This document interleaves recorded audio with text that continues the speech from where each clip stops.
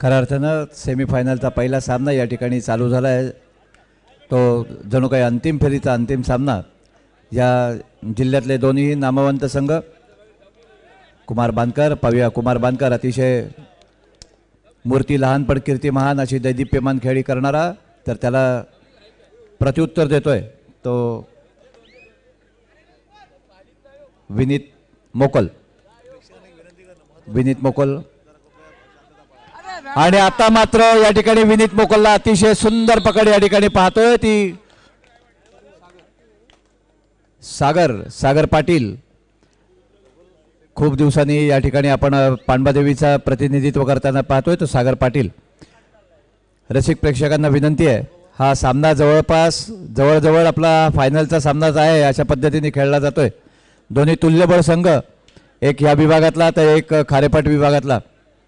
दोन्ही संघांनी या सीझनमध्ये मला वाटतं चरी या संघाने 6 वेळा विजेतेपद संपादन केलंय।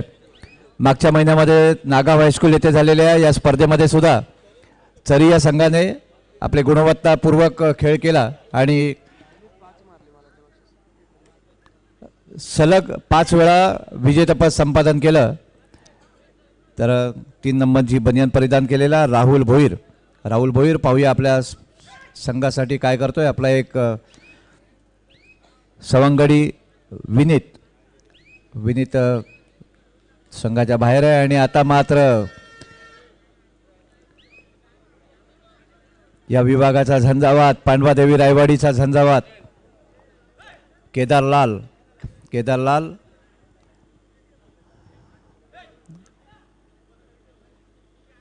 मनाशी आडाखे बांधतोय आणि प्रत्येक वेळेस अतिशय चांगला असा प्रयत्न त्याचा लात मारून गडी मारण्याचा। आणि आता मात्र या ठिकाणी त्याने एक यशस्वी झालाय, तो 2 गुण प्राप्त करण्यामध्ये। मला वाटतं राहुल भोईर सारखा बलाढ्य त्यांनी एक गुण मिळवलाय। तर त्याच वेळेस कोपरा रक्षक असलेला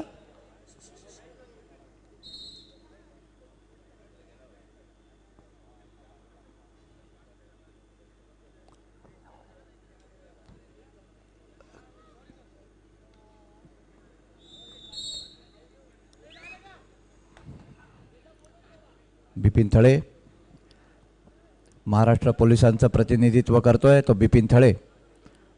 रायगडच्या संघामध्ये ज्याने आपलं स्थान पटकावलं आणि अबाधित ठेवलं। यंदाच्या वर्षी झालेल्या अजिंक्यपद चाचणीमध्ये जिल्ह्याला अजिंक्यपद मिळवत असताना त्याचं नेतृत्व करणारा आणि आता संकेत बांदकर महाराष्ट्राचा पहिला खेळाडू, या विभागाचा ज्या विभागाने महाराष्ट्राला खेळाडू दिला तो संकेत बांदकरच्या रूपानं महाराष्ट्र पोलिसांमध्ये सर्व्हिस करत असताना आपला स्थानिक संघ पांडवादेवी रायवाडी या संघासाठी यावर्षी खेळतोय। तो दर्यावर्दीच्या प्रांगणामध्ये दर्यावर्दीने आयोजित केलेल्या रौप्य महोत्सवाच्या निमित्तानं पाहूया या ठिकाणी असलेली चमचमती हिरो होंडा ही गाडी। या गाडीच्या RC बुकवरती कुठला गुणी खेळाडूचं नाव, कुठल्या अष्टपैलू खेळाडूचं नाव, कुठल्या संघातल्या चतुरस्र खेळ या ठिकाणी आपल्याला पाहायला मिळतोय तो बिपिन थळे। तर आता मात्र बिपिन थळे हा टेक्निकल पॉइंट वरती या ठिकाणी आउट झालेला दिसतोय। खरोखर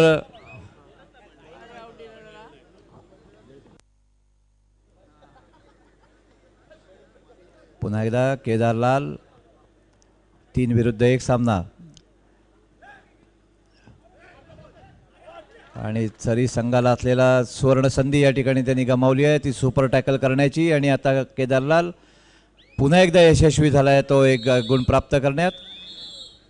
5 गुण घेऊन हा सामना या ठिकाणी थांबलाय। तो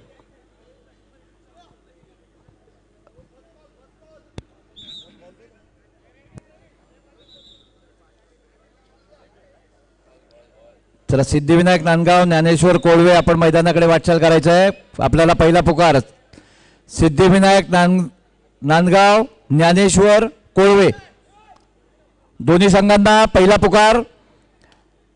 सुरू असलेला सामना संपताक्षणी आपण मैदानाकडे चालायचं. तर अतिशय सुंदर पकड या ठिकाणी आपण पाहतोय ती आऊची ज्याच्यामध्ये खासियत आहे.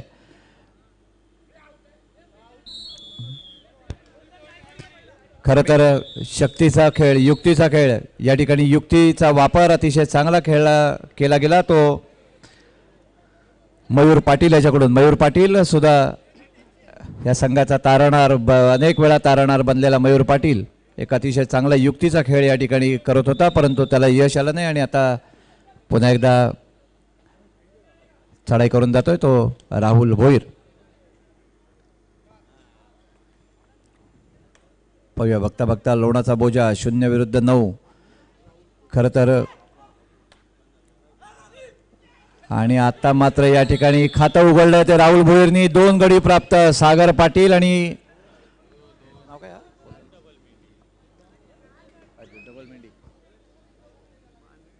नाही तो दुसरा बाहेरचा पोरगा आहे तो.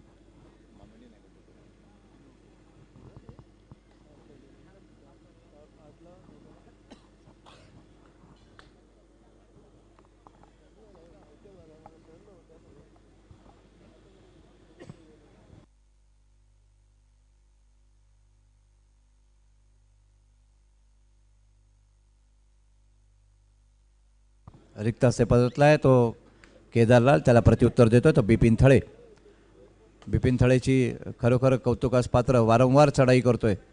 प्रत्येक चढाईमध्ये मनाशी खुणगाठ बांधतोय. आपला संघ काहीशा गुणांनी पिछाडीवर आहे. पाहूया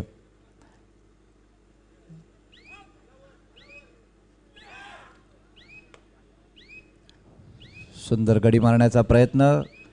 डाव्या पायाने गडी मारण्याचा प्रयत्न. एका वेगळी शैली प्रत्येकाची असते. बिपिन थळेची वेगळी शैली आहे.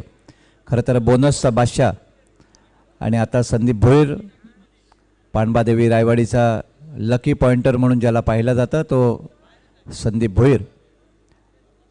अनेक वेळा अनेक ठिकाणी आपल्या संघासाठी तारणहार बनलेला. अटीतटीच्या प्रसंगी एखादा गुण मिळवून ह्या सामन्याला कलाटणी देणारा हा संदीप भोईर. आणि आता त्याला प्रत्युत्तर देतोय तो चरी संघाचा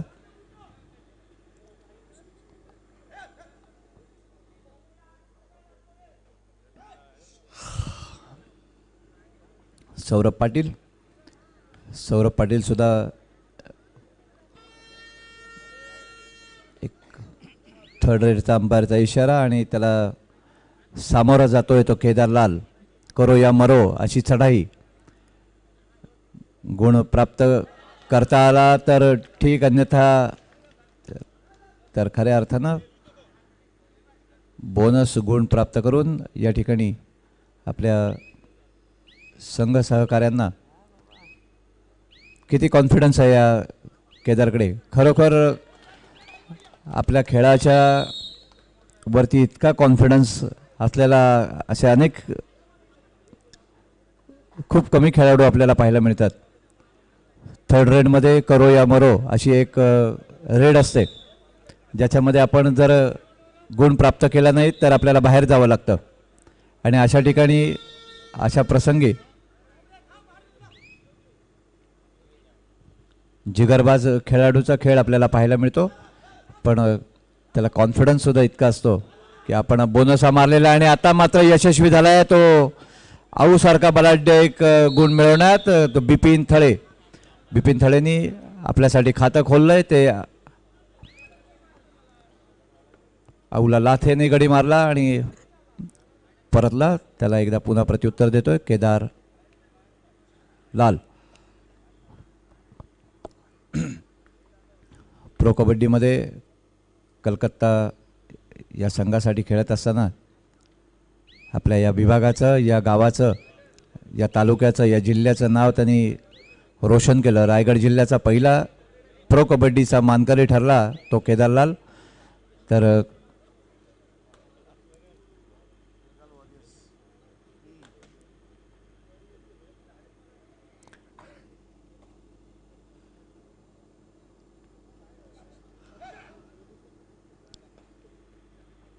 बिपिन थळेची एक अनोखी शैली आहे. ती म्हणजे लाथेनी गडी टिपण्याची.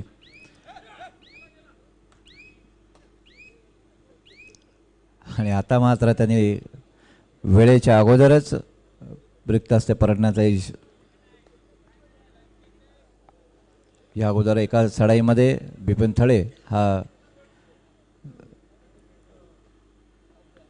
विशिष्ट वेळेमध्ये परत न आल्यामुळे त्याला दुर्दैवीरित्या बाद दिलं गेलं होतं. टेक्निकल पॉईंट मिळाला होता तो प्रतिस्पर्धी संघाला, अर्थात पांडवादेवी रायवाडीला.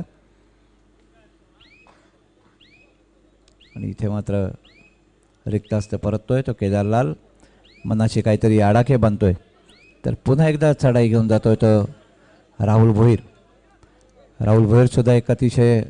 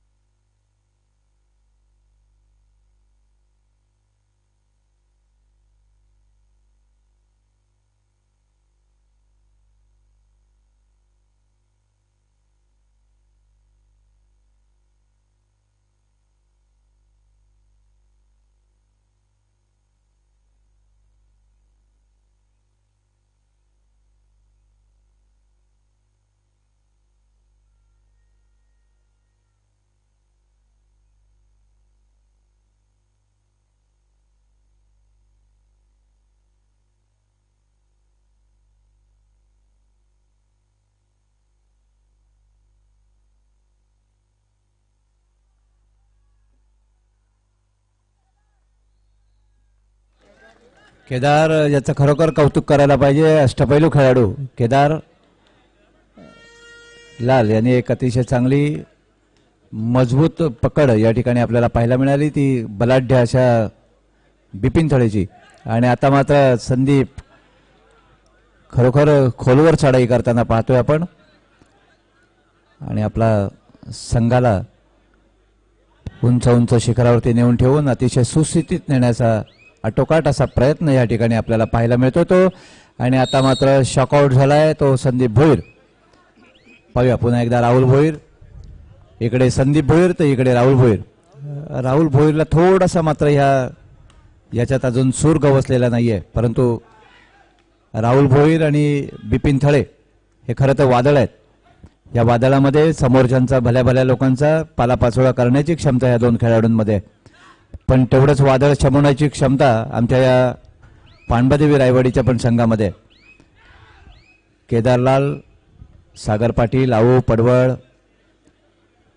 संदीप भोईर. याच नागाव गावातील 26 जानेवारी रोजी दिल्ली येथे झालेल्या महाराष्ट्राचा चित्ररथ जो बनवला होता तो आपल्या नागाव गावातील लीलाधर भोईर यांच्याच कुटुंबातील संदीप भोईर आज रायवाडीकडून खेळतात. या वर्षीच्या 26 जानेवारीचा महाराष्ट्र चित्ररथ ज्यांच्या संकल्पनेतून बनला तो आपल्या नागावचा सर्वांचा अभिमान असलेला लीलाधर भोईर, त्याच्याच कुटुंबातील हा मुलगा.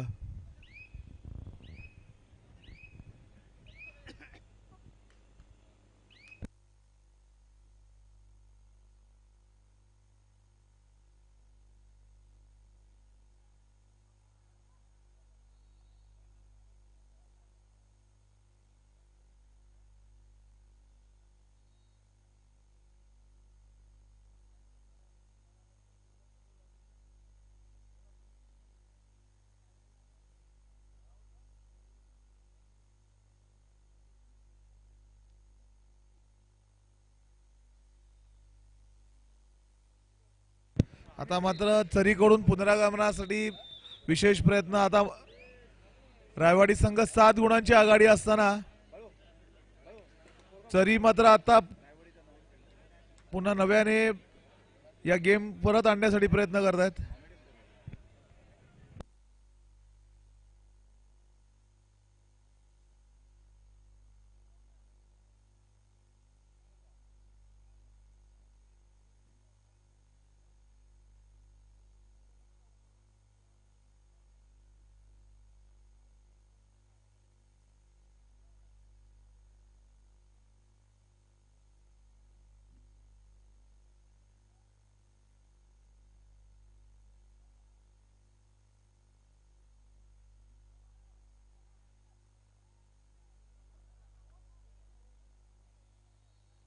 आता मात्र अनावश्यक पद्धतीने घाई करतोय रायवाडी संघ आणि 2 गुण दिलेत चरी संघाला.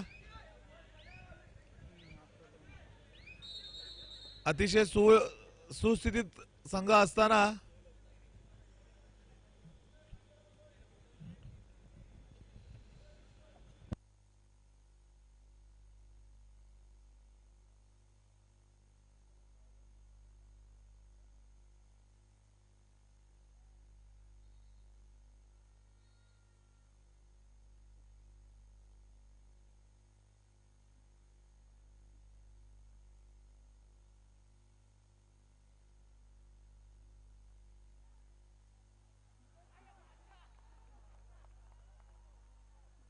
तर या ठिकाणी पडवळ खऱ्या अर्थानं आपल्या संघाचा तारणार बनलाय. संघ आपला काही मागे असताना संघावरती लोणाचा बोजा पडण्याची भीती असताना आपल्या संघाचा तारणार बनलाय तो पडवळने एका चढाईत 2 गुण प्राप्त करून आपल्या संघाला पुन्हा एकदा सुस्थितीत नेण्याचा चांगला असा आटोकाट प्रयत्न केलाय. आणि आता मात्र रिक्त हस्ते परतलाय तो बिपिन थळे. संदीप भोईर पुन्हा रायवाडीच्या वतीने पुन्हा 7 गुणांची भरघोस लीडिंग संघाकडे याची पूर्ण जाणीव आहे त्याला, पण महत्वाचे आणि संकेत बांधकर पुन्हा क्रीज मध्ये.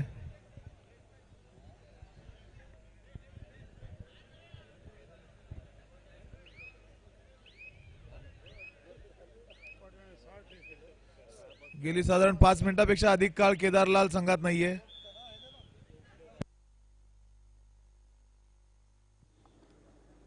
सिद्धिविनायक नांदगाव, ज्ञानेश्वर कोळवे आपण मैदानाकडे चालायचं आहे. सिद्धिविनायक नांदगाव विरुद्ध ज्ञानेश्वर कोळवे. सेमीफायनलचा दुसरा सामना आपल्याला लगेचच खेळायचा आहे. सामना संपायला शेवटचे काहीसे क्षण शिल्लक आहेत. आपण मैदानाकडे चालायचं आहे. Dnyaneshwar Kolwe Siddhivinayak Nandgaon. Third and final call. Siddhivinayak Nandgaon Dnyaneshwar कोळवे.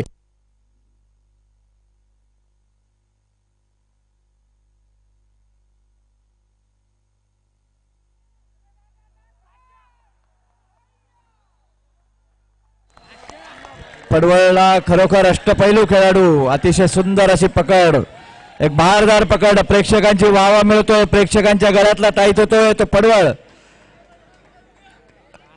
एका बलाढ्य अशा खेळाडूला या ठिकाणी पकड करणं सोपं नाहीये, परंतु एक हाती पकड करताना पाहिला तो बिपिनला एक अतिशय चांगली पकड या ठिकाणी आपल्याला पाहायला मिळाली. ती तेजस नावाप्रमाणेच आपल्या खेळामध्ये तेज दाखवणारा तेजस्वी असा हा तारा, रायवाडीला गवसलेला हा उगवता तारा ज्याला म्हणता येईल, तो तेजस पडवळ खरोखर या स्पर्धेमध्ये आपल्या प्रेक्षकांचा वाहवा मिळवतोय, प्रेक्षकांची मनं रिझवतोय. आणि आता मात्र सौरभ पाटीलला या ठिकाणी मात्र आता अतिशय चांगला पकड या ठिकाणी पाहायला मिळाली. ती पांडवादेवी रायवाडीनी बघता बघता